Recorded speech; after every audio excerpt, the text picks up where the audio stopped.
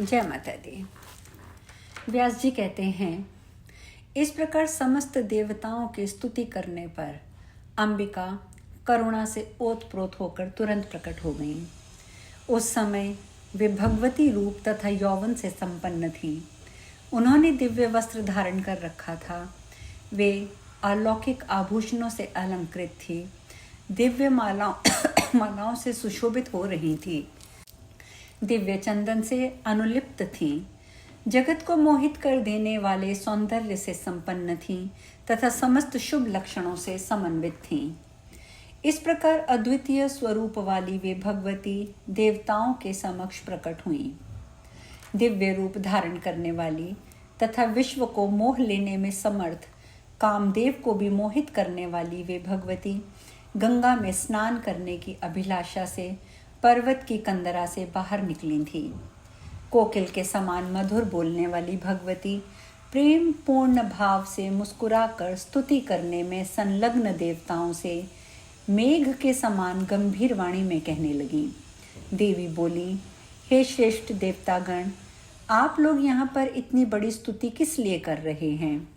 आप लोग इस प्रकार चिंता से व्याकुल क्यों हो रहे हैं? मुझे अपना कार्य बताइए। व्यास जी बोले, भगवती का ये वचन सुनकर उनके रूप वैभव से मोहित श्रेष्ठ देवताओं का हृदय उत्साह से परिपूर्ण हो गया, जिससे वे प्रेम पूर्वक उनसे कहने लगे।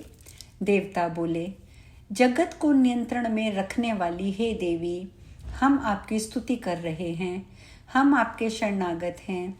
हे कृपा सिंधु, दैत्यों से सताए गए हम देवताओं की संपूर्ण दुखों से रक्षा कीजिए।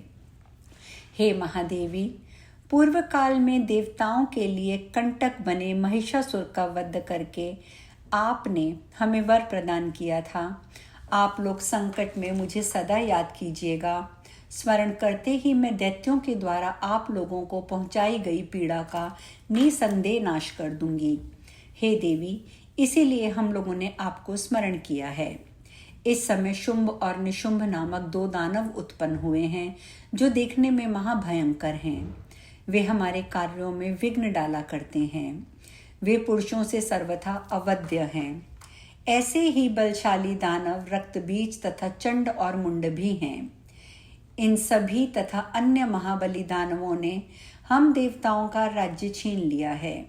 हे महाबले, हम लोगों का दूसरा कोई अवलंब नहीं, एकमात्र आप ही हमारी शरण हैं। हे सुमध्य में, आप दुखित देवताओं का कार्य सिद्ध करें। देवता आपके चरणों की उपासना में सदैव संलग्न रहते हैं। इस समय वे सब महान बलशाली दैत्यों के द्वारा विपत्ति में डाल दिए गए हैं। अतः हे देवी, आप उन भक्ति परायण देवताओं को दुख रहित कर दीजिए।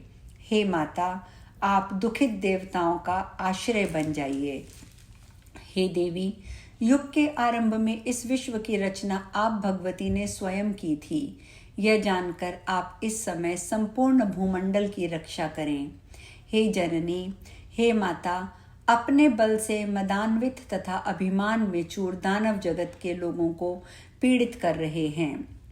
व्यास जी बोले, हे राजन, तब शत्रुओं से संत्रस्त देवताओं के इस प्रकार स्तुति करने पर भगवती ने अपने शरीर से एक दूसरा रूप प्रकट कर दिया। जब भगवती पार्वती के विग्रह कोश से अंबिका प्रकट हुई, तब वे संपूर्ण जगत में कौशिकी इस नाम से जाने जाने लगी। पार्वती के शरीर से उन भगवती कौशिकी के निकल जाने से शरीर क्षीण हो जाने के कारण वे पार्वती कृष्ण वर्ण की हो गईं, अतः वे कालिका नाम से विख्यात हुईं। वे कालिका स्याही के समान काले वर्ण की थीं तथा महाभयंकर प्रतीत होती थीं। दैत्यों के लिए भयवर्धिनी तथा भक्तों के लिए समस्त मनोरथ पूर्ण करने वाली वे भगवती काल रात्रि इस नाम से पुकारी जाने लगीं। समस्त आभूषणों से मंडित तथा लावण्य गुण से संपन्न व भगवती का दूसरा रूप कौशिकी अत्यंत मनोहर प्रतीत हो रहा था। तदंतर अंबिका ने मुस्कुराकर देवताओं से कहा, आप लोग निर्भय रहें, मैं आपके शत्रुओं का वध अभी कर डालूंगी। आप लोगों का कार्य मुझे सम्यक प्रकार से संपन्न करना है। मैं सम्रांगण में विचरण करूंगी और आप लोगों के कल्याण के लिए निशुंभ आदि दानवों का संहार करूंगी। तब ऐसा कहकर गर्वोन्मत्त वे भगवती कौशिकी सिंह पर सवार हो गईं और देवी कालिका को साथ में लेकर शत्रु के नगर की ओर चल पड़ी। कालिका सहित देवी अंबिका वहां पहुंचकर नगर के उपवन में रुक गईं। तत्पश्चात उन्होंने जगत को मोह में डालने वाले को भी मोहित कर देने वाला गीत गाना आरंभ किया। उस मधुर गान को सुनकर पशु पक्षी भी मोहित हो गए और आकाश मंडल में स्थित देवतागण अत्यंत आनंदित हो उठे। उसी समय शुंभ ने चंड तथा मुंड नामक दो सेवक जो भयंकर दानव थे स्वेच्छा पूर्वक घूमते हुए वहां आ गए। उन्होंने देखा कि एक दिव्य रूप वाली भगवती अंबिका का जो गायन में लीन है और कालिका उनके सम्मुख विराजमान है। हे नृपश्रेष्ठ, उन दिव्य रूप वाली भगवती को देखकर दोनों दानव विस्मय में पड़ गए। वे तुरंत शुंभ के पास जा पहुंचे। अपने महल में बैठे हुए उस दानव राज शुंभ के पास जाकर उन दोनों ने सिर झुकाकर राजा को प्रणाम करके मधुर वाणी में कहा, हे राजन, कामदेव को भी मोहित कर देने वाली एक सुंदरी हिमालय से यहाँ आई हुई है। वह सिंह पर सवार है तथा सभी शुभ लक्षणों से संपन्न है। ऐसी उत्तम स्त्री न स्वर्ग में है न गंधर्व लोक में। ऐसी उत्तम स्त्री कहीं नहीं दिखेगी, ना कहीं देखी गई है, ना कभी सुनी गई होगी। हे राजन, वह ऐसा गाती है कि उसके गाने पर सभी मुग्ध हो जाते हैं। उसके मधुर स्वर से मोहित होकर मृग भी उसके पास बैठ जाते हैं। हे नृपश्रेष्ठ, अब आप ये पता लगाइए कि यह किसकी पुत्री है, किस लिए यहाँ आई है। उसके बाद उसे अपने यहाँ रख लीजिए, क्योंकि वह सुंदरी तो सिर्फ आपकी योग्य है। ये जानकारी प्राप्त करके आप उस सुंदर नेत्रों वाली स्त्री को अपने घर ले आइए और अपनी भार्या बना लीजिए, क्योंकि ऐसी स्त्री निश्चित रूप से संसार में नहीं है। हे राजन, आप देवताओं के संपूर्ण रत्न अपने अधिकार में कर चुकी हैं, तो फिर हे नृपश्रेष्ठ, इस सुंदरी को भी आप अपने अधिकार में क्यों नहीं कर लेते। हे राजन, आपने बलपूर्वक इंद्र का ऐश्वर्य युक्त ऐरावत हाथी, पारिजात वृक्ष, सप्तमुख वाला उच्चश्रवा घोड़ा सब तो छीन लिया है। हे नृप, आपने ब्रह्मा जी के हंस ध्वज संपन्न दिव्य तथा रत्नमय अद्भुत विमान को बलपूर्वक अपने अधिकार में ले लिया है। हे राजन, आपने बलपूर्वक कुबेर की पद्म नामक निधि को छीन लिया है और वरुण के श्वेत छत्र को अपने अधिकार में ले लिया है।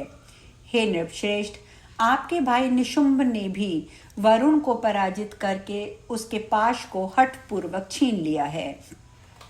हे महाराज, आपके भय से समुद्र कभी भी ना मुरझाने वाली कमल पुष्पों की माला और विविध प्रकार के रत्न आपको प्रदान करता है।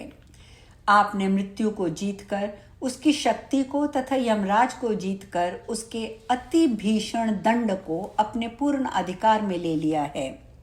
हे राजन, आपने पराक्रम का मैं और क्या वर्णन करूं। समुद्र से प्रादुर्भाव कामधेनु आपने छीन ली, जो इस समय आपके पास विद्यमान है। हे राजन, मेनका आदि अप्सराएं भी आपके अधीन पड़ी हुई हैं। इस प्रकार जब आपने सभी रत्न बलपूर्वक छीन लिए हैं, तब नारियों में रत्न स्वरूपा इस सुंदरी को भी अपने अधिकार में क्यों नहीं कर लेते। हे भूपते, आपने ग्रह में विद्यमान समस्त विपुल रत्न इस सुंदरी से सुशोभित होकर यथार्थ रूप में रत्न स्वरूप हो जाएंगे। हे दैत्यराज, तीनों लोकों में ऐसी सुंदर स्त्री नहीं है, अतः आप उस मनोहारिणी स्त्री को शीघ्र ले आइए और अपनी भार्या बना लीजिए। व्यास जी बोले, चंड मुंड के मधुमय अक्षरों से युक्त ये मधुर वचन सुनकर प्रसन्न मुखमंडल वाला शुंभ अपने समीप बैठे हुए सुग्रीव से कहने लगा, हे बुद्धि संपन्न सुग्रीव, तुम दूत बनकर जाओ और मेरा ये कार्य संपन्न करो। वहां तुम ऐसी बातचीत करना जिससे वह कृशोदरी यहाँ आ जाए।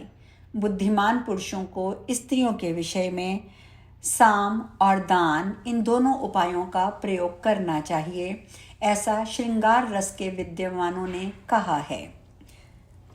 आज हम कथा में यहीं विश्राम लेते हैं।